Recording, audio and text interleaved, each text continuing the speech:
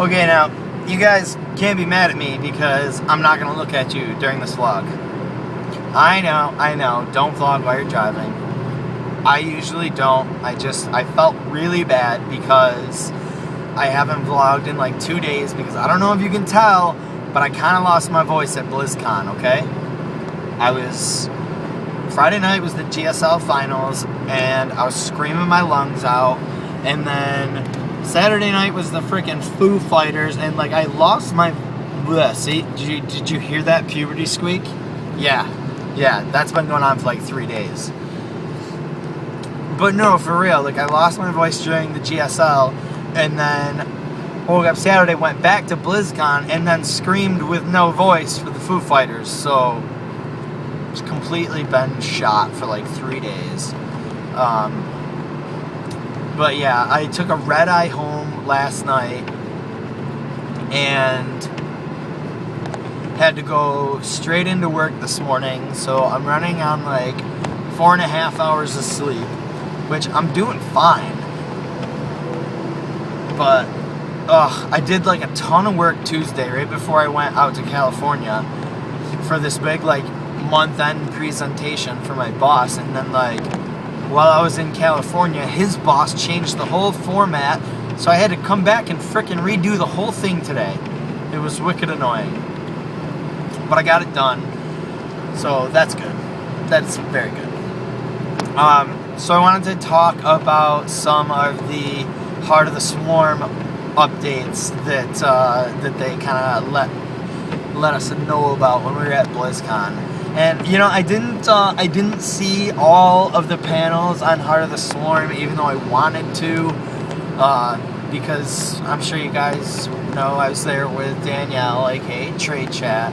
We're actually there with a pretty big group of people, but it was like every 10 feet we were kind of getting like stopped by Trade Chat fans.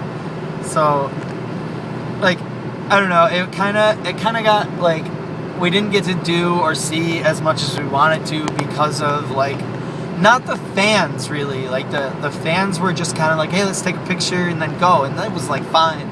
But she actually had like business stuff to do, people to interview, people wanted to interview her, so like, I'm not going to say that it was annoying because it wasn't. It was totally worth it to do all of that stuff, and like I hope you guys are really excited for all the footage that's going to be on her channel in the next couple weeks, because it's going to be sweet. Expect to see Toby Turner again. She saw it and that was really cool. He stole her bracelet. I don't know if you like saw his vlog or whatever, but he totally like jacked the bracelet like right off her wrist. Toby is a thief. So anyways, back to Heart of the Swarm. What I did catch though is I read up on a couple new Zerg units, which I'm like most excited about because like Zerg's my favorite race. So one of them, I don't know their names, but I can tell you what they do. One of them is an air unit that is similar to the StarCraft 1 Defiler. Like, no kidding. What did I tell you guys, like, last week? I told you, what did I want? I wanted Lurkers, and I wanted Dark Swarm. And I'll be honest, I didn't get my Lurkers, but I got my Dark Swarm, and I'm so excited for that. I'm, like, shaking as I talk about it. Zerg's getting an air unit that has ability to put down the Dark Swarm cloud to protect it from ranged attacks, so that is fucking awesome. I'm so pumped. But then that same unit is also going to have an ability that's going to be able to, you know, like the Mothership Recall, it's going to be able to do that kind of, but it has a really short range. It's more of like, instead of like a teleport move, it's more of like a physical, like, grab and pull things into it, so it has to be like within a pretty close range. So that is pretty cool. So, and the cool thing about that though, that's different from Recall, like if you guys play Protoss at all, you'll know the Mothership Recall you can only use on your own units.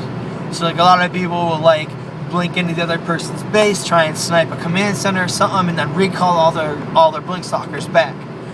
The Zerg ability is actually going to be able to be used on friendly or on enemy units. So if you have like, this is what I'm most excited about, ready?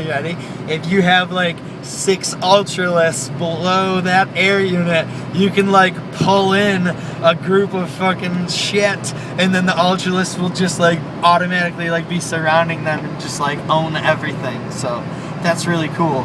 And then also it can pull friendly units, so say you're like pushing with some roaches and they run into a big freaking line of tank fire, and you can immediately just like boom, pull them out of it.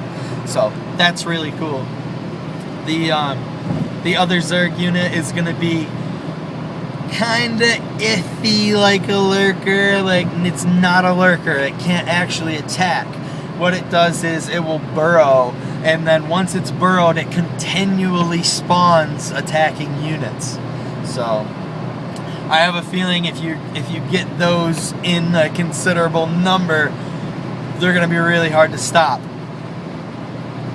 I also found out about a couple one Terran like structure in particular, and it like I don't know what it's called, but it's like a pulse turret.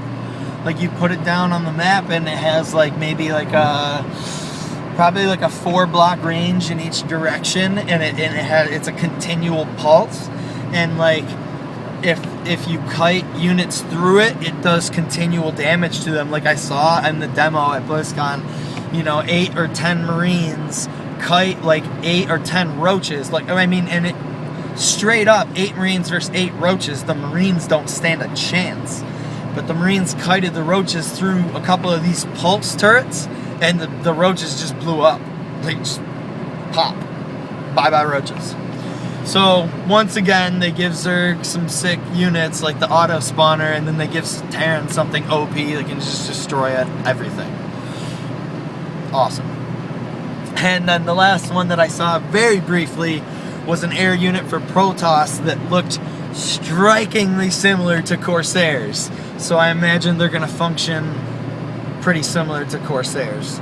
I do want to talk about the GSL finals, but and then I also want to talk about the actual BlizzCon Invitation finals. But this vlog already ran 7 minutes, so I'm going to hold that off for next time. Okay, guys? I'll see you later.